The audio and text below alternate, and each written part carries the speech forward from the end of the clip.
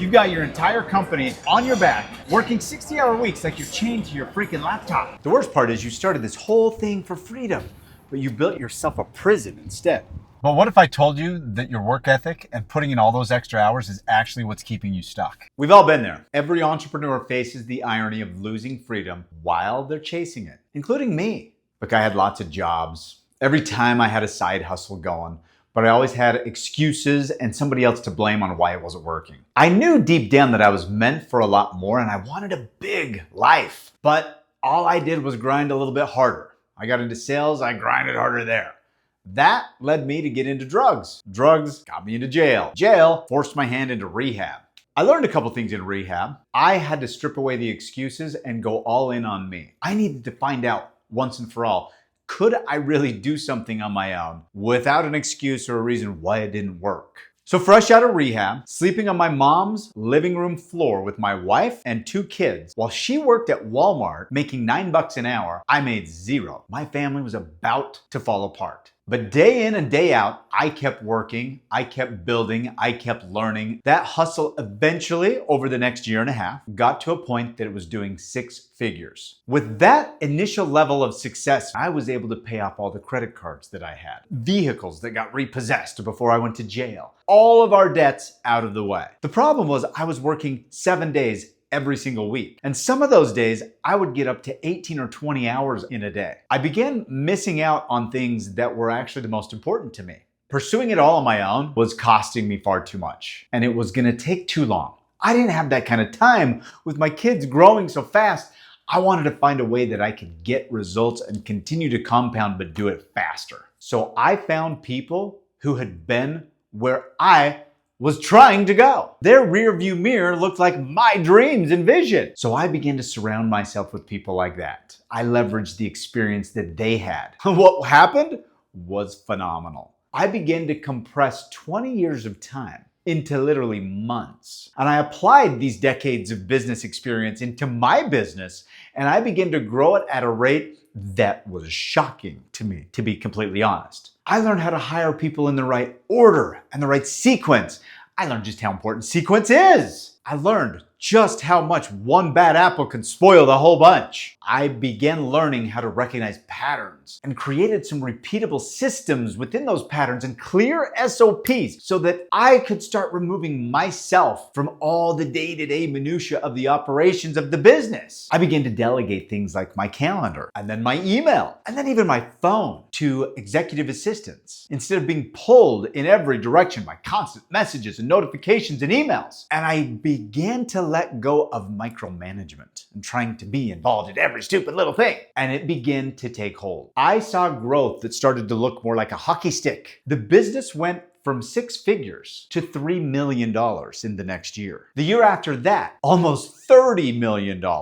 And the year after that, over $70 million of gross top line revenue with over 98 employees. Look, I wasn't out of the weeds. I was still working. I was busy. I loved to work. But the difference is I wasn't falling asleep on my keyboard trying to do freaking accounting, trying to figure out how to make a spreadsheet work. My day-to-day typically consisted of hopping on a plane, boarding in first class, flying to the other side of the country for a $4,000 dinner with a potential client, sometimes even going into Rolex stores and buying gifts for these new clients and delivering these gifts in person, landing multi-million-dollar deals that would continue to bring revenue in for the business month after month after month after month with a team that could execute the day-to-day. So while you would call this work, I guess, because I was growing the business, it was pretty enjoyable. I had some really good meals. And amidst all of it, created some really good friendships. And after a whirlwind of weeks on the road, I would come home and take a couple weeks off to spend time with my kids and take them to different fun places. Look, we all get stuck in the same place where our hustle, it just can't take us any further. You can see the revenue and you can feel that CEO role that's calling you, but you know something's missing. There's a disconnect between what you think you have to do every day to keep the business alive and what you need to start doing to make the business grow. When you feel that disconnect, it's what I call a capacity ceiling. You personally can only do so much work on your own. But it's hard to let go because we tell ourselves, oh, if I want it done right, I got to do it myself. That's a really big client and I have to make sure nothing goes wrong. That mindset is stunting your business growth. It truly is preventing your freedom. Look, when I finally stopped trying to be the smartest person in the room and I brought people into the room that were a lot smarter and more experienced than me, my whole world shifted. Finally, for the first time, I had real independence. Not just a little bit of financial independence, not just paying off credit card debts or repossessed cars or not sleeping on my mom's floor. Although all those things were very nice. But finally I had independence to do what I wanted to do, when I wanted to do it, and with whom I wanted to do it. Truly, that decision was up to me at any given time. That gives you a new perspective on life.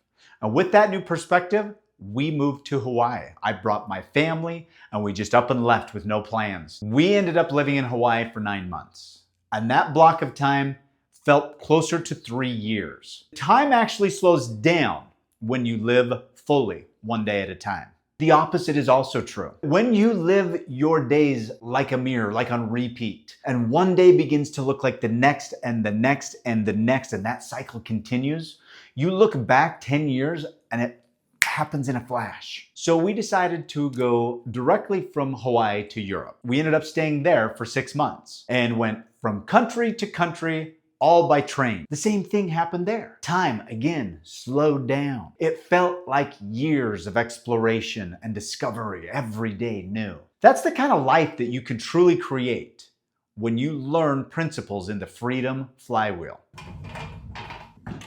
It's a framework that I synthesized from everything I learned building businesses from my mom's living room floor to nearly $100 million of annual revenue. There's 3 steps to the Freedom Flywheel: systems, delegation, and mindset. Systems. As the founder, you can waste all of your time pulling $10 levers, doing customer service calls, or you can systematize the low-value tasks and you can focus on $10,000 or $100,000 levers. Mindset. You can't grow a business without growing yourself first. You have to evolve, and your brain and your mindset and your thinking has to shift from the operator to the owner, from the worker to the leader, to a true chief executive. Delegation. Look, if you don't value your time, no one else will. Do you even know what your time is worth? Do the math real quick. Here's the equation.